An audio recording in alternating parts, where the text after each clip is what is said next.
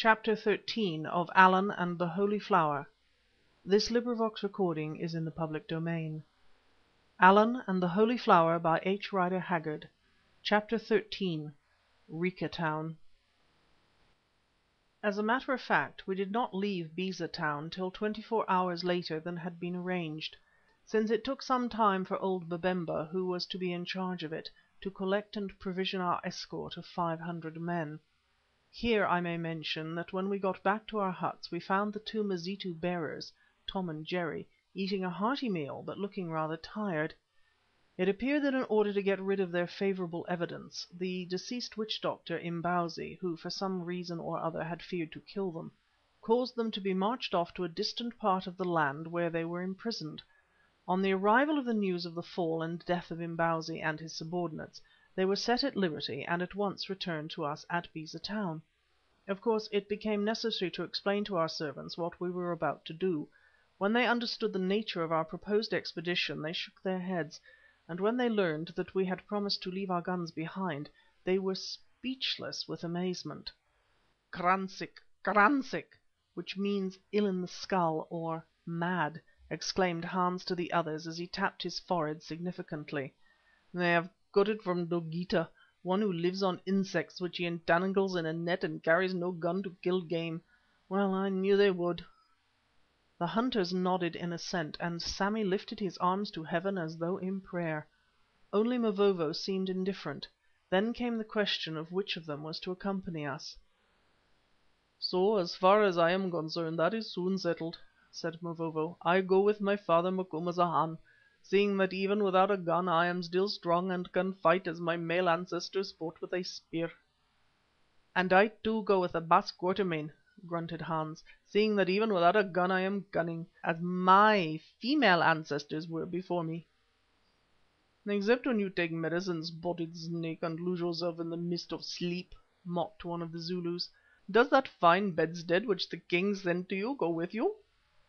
"No, son of a fool," answered Hans. "I lend it to you who do not understand that there is more wisdom within me when I am asleep than there is in you when you are awake." It remained to be decided who the third man should be. As neither of Brother John's two servants, who had accompanied him on his cross-country journey, was suitable, one being ill and the other afraid, Stephen suggested Sammy as the man, chiefly because he could cook. "No, Mr. Somers, no," said Sammy, with earnestness.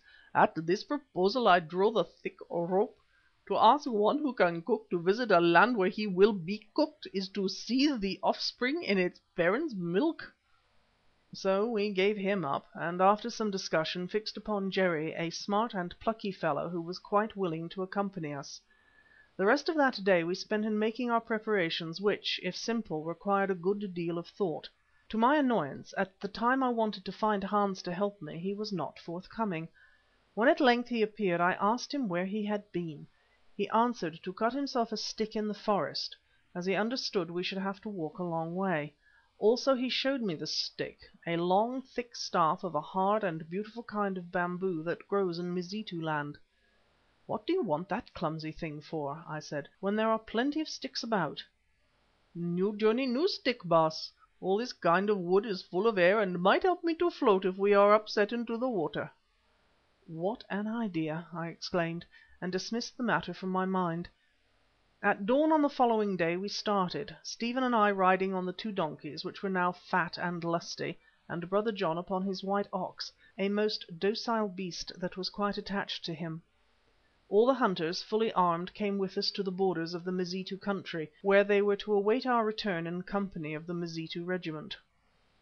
The king himself went with us to the west gate of the town, where he bade us all, and especially Brother John, an affectionate farewell. Moreover, he sent for Komba and his attendants, and again swore to him that if any harm happened to us, he would not rest till he had found a way to destroy the Pongo, root and branch. "Have no fear," answered the cold Komba. "In our holy town of Rica we do not tie innocent guests to stakes to be shot to death with arrows." The repartee, which was undoubtedly neat, irritated Bausi, who was not fond of allusions to this subject. "If the white men are so safe, why do you not let them take their guns with them?"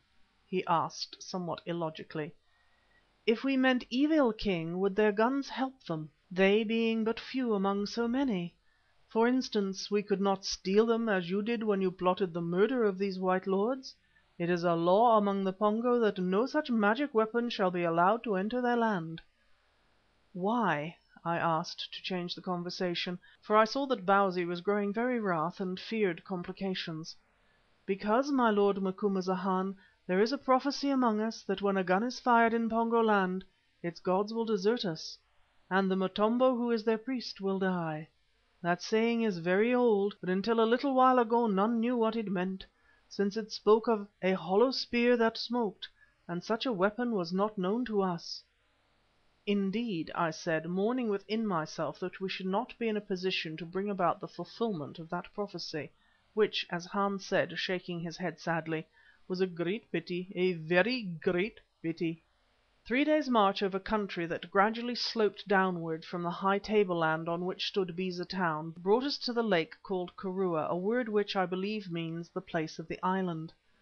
Of the lake itself we could see nothing because of the dense brake of tall reeds which grew out into the shallow water for quite a mile from the shore, and was only pierced here and there with paths made by the hippopotami when they came to the mainland at night to feed.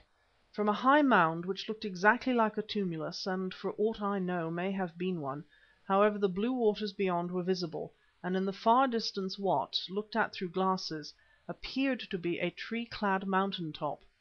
I asked Komba what it might be, and he answered that it was the home of the gods in Pongo land.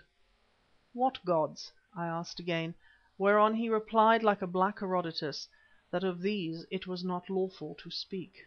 I have rarely met anyone more difficult to pump than that frigid and un-African Komba.